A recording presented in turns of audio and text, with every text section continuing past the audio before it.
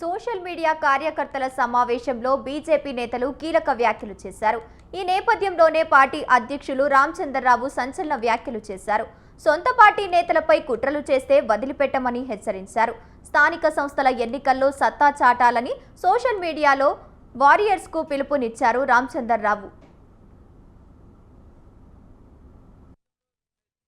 ప్రభుత్వం ఉన్నప్పుడు సర్పంచ్ ఎన్నికలు జరిగిన తర్వాత ఎంతోమంది సర్పంచులు వారికి ఉన్నటువంటి కష్టాలతో ఆత్మహత్యలు చేసుకున్నటువంటి సంఘటన మనం చూసినాం. కేవలం ప్రభుత్వాల నిర్లక్ష్యంతో నరేంద్ర మోదీ గారి పంపిస్తున్నటువంటి ఒక గ్రామీణ ప్రాంతానికి పంపిస్తున్నటువంటి నిధుల్ని ఆ ప్రాంతానికి ఇవ్వకుండా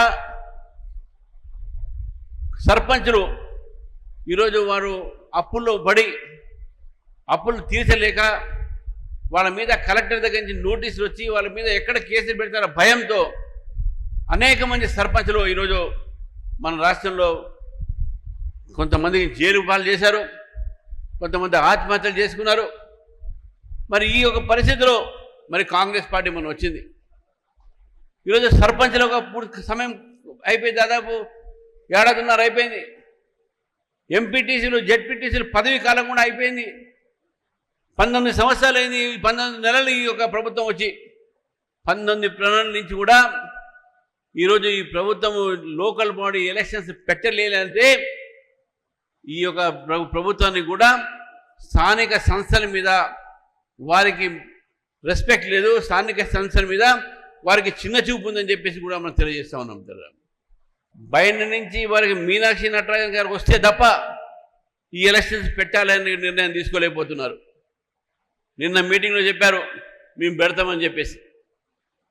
మీరు ఏది పెట్టినా పెట్టకున్నా మీరు పెట్టాల్సింది, ఎందుకంటే ఇది రాజ్యాంగబద్ధమైనటువంటి ఒక మీ బాధ్యత.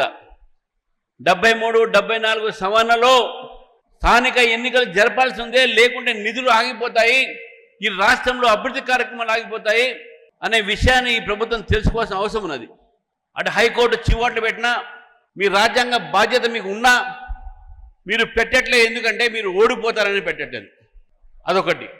పెట్టాలనేటటువంటి ఆలోచన మీకు ఉంటే కొద్దిగా ఇటువంటివన్నీ కాలవ్యాపారం మీరు చేయరు. అయినా పెట్టాల్సిన అవసరం ఉంది కాబట్టి మళ్ళీ ప్రజల్ని మీరు తప్పుదారి పట్టించే ప్రయత్నం చేస్తున్నారు. నరేంద్ర మోదీ గారి ప్రభుత్వం కేంద్రంలో వచ్చిన తర్వాత ఈ 11-12 సంవత్సరాల్లో గ్రామీణ ప్రాంతంలో జరిగినటువంటి అభివృద్ధి కార్యక్రమాల్ని మనం ప్రజలకు తెలియజేయాల్సిన అవసరం ఉన్నది. మరి దాని ప్రచారం నిమిత్తమై సోషల్ మీడియా ఒక బాధ్యత కూడా ఉంటుంది. ఆ సోషల్ మీడియా బాధ్యతలో వాట్సాప్ కావచ్చు, యూట్యూబ్లు కావచ్చు, ఫేస్బుక్లు కావచ్చు. ఎందుకంటే ఈరోజు ప్రతి గ్రామంలో కూడా ప్రతి వ్యక్తి దగ్గర స్మార్ట్ ఫోన్ ఉంటున్నాయి. ఈ స్మార్ట్ ఫోన్ల ద్వారా ప్రతి ఒక్క పౌరుడికి సమాచారం మాధ్యమం వాళ్ళ చేతిలో ఉంటుంది. కాబట్టి నరేంద్ర మోదీ గారు చేసినటువంటి మంచి పనులన్నీ కూడా ఈరోజు ఈ సామాజిక మాధ్యమం ద్వారా ప్రజలకు తెలియజేయాల్సిన అవసరం ఉన్నది.